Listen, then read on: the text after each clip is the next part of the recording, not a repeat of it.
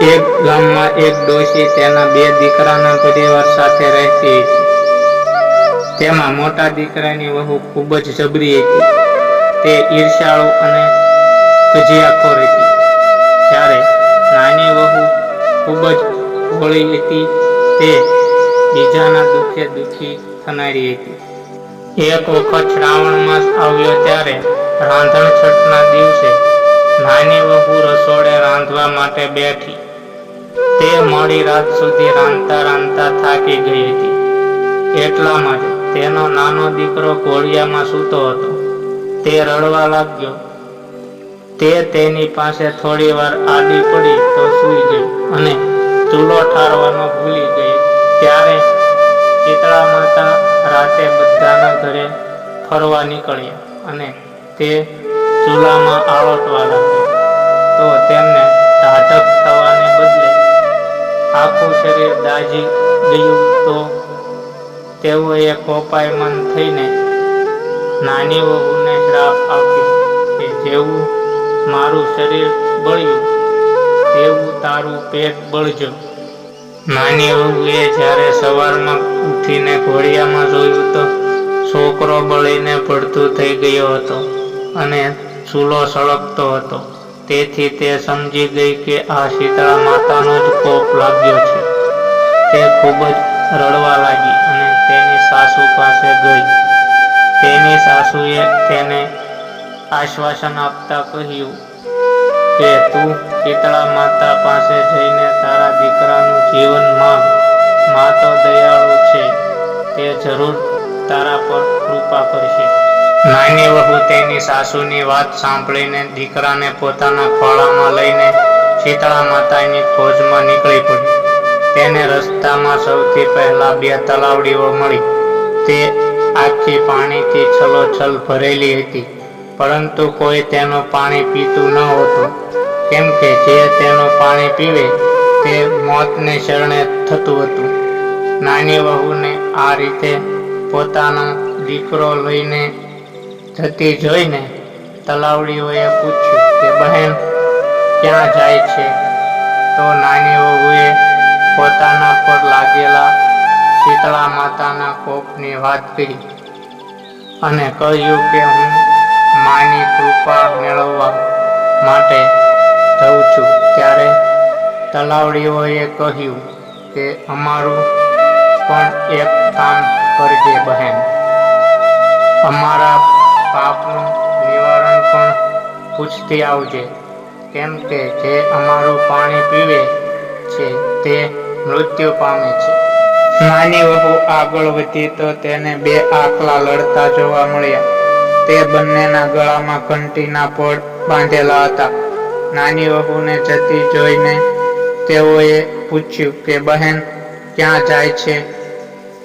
તેને પોતાની વાત જણાવી તો આખલાઓએ કહ્યું કે અમારું લડવાનું કારણ પૂછતી આવજે બહેન, અને અમારા પાપનું નિવારણ પૂછજે. નાની વહુ આગળ ચાલી તો તેને એક ઝાડ નીચે એક ડોશીને પોતાના બંને હાથે વાળમાં ખંજોળતી જોઈ. તે ડોશીએ વહુને પૂછ્યું કે બહેન ક્યાં જાય છે? આમ હાંફતી હાંફતી વહુએ શીતળા માતાના કોપની વાત કરી. ત્યારે ડોશી બોલી કે જરા મારું આટલું માથું જોતી જા. નાની વહુ ખૂબ જ દયાળુ હોવાથી તે ના ન કહી શકી નહીં.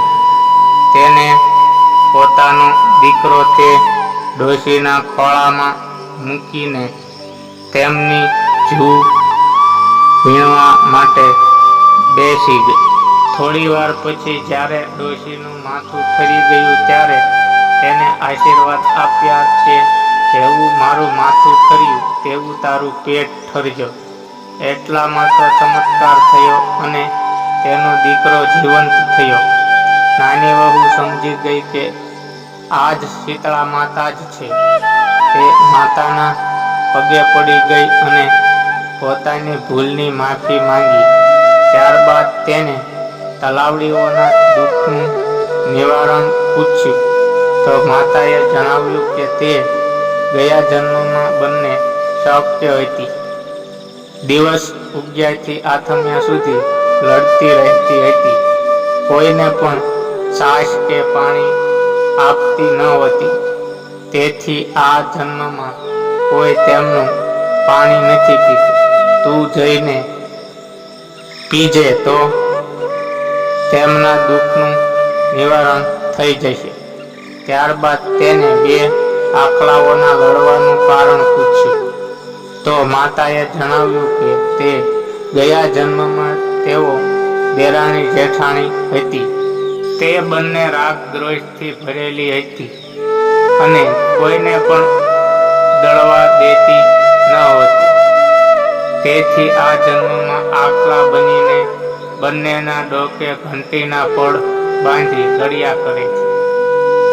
તું તે બંનેના ગળામાંથી ઘંટીના પડ છોડી નાખજે તો તે બંને લડતા બંધ થઈ જશે. નાની વહુ શીતળા માતાના આશીર્વાદ લઈને ખુશ થઈને પાછી ફરી. તેને રસ્તામાં આખલા મળ્યા.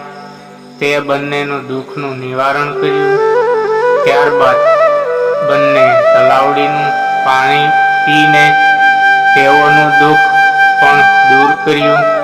તે ઘરે આવી ત્યારે તેની સાસુ તેના દીકરાને જીવતો જોઈને ખુશીના રેડ થઈ ગયા. પરંતુ તેની જેઠાણી તો અંદરો અંદર બળી ગઈ.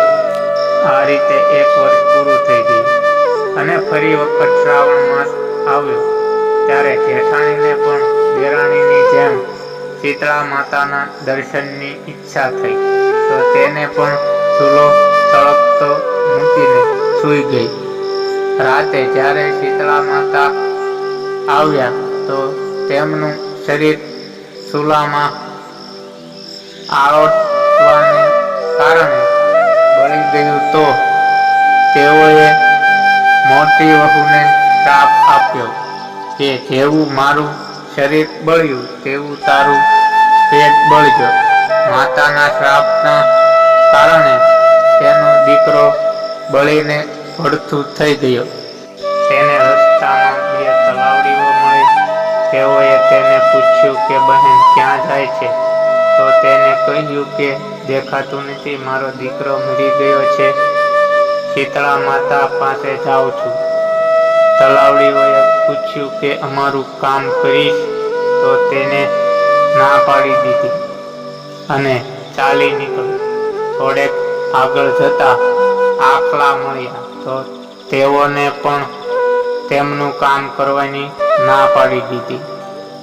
તે આગળ ગઈ તો એક ઝાડ નીચે એક ડોશી પોતાનું માથું ખંજવાળતી મળી. ડોશીએ પોતાનું માથું જોવા માટે કહ્યું તો જેઠાણીએ કહ્યું કે હું તારા જેવી નવરી નથી કે તારું માથું જોઈ દઉં. મારે શીતળા માતા પાસે જવાનું છે. તને દેખાતું નથી મારો દીકરો મૃત્યુ પામ્યો છે? તે ત્યાંથી ચાલી નીકળી. આખો દિવસ ફરીને થાકી ગઈ પણ ક્યાંય શીતળા માતાના દર્શન થયા નહીં. એટલે પોતાના દીકરાને લઈને છાતી કૂટતી ઘરે આવી. જેવી રીતે માતા તમે દેરાણીને ફળ્યા હતા તેવી રીતે સૌને ફળજો.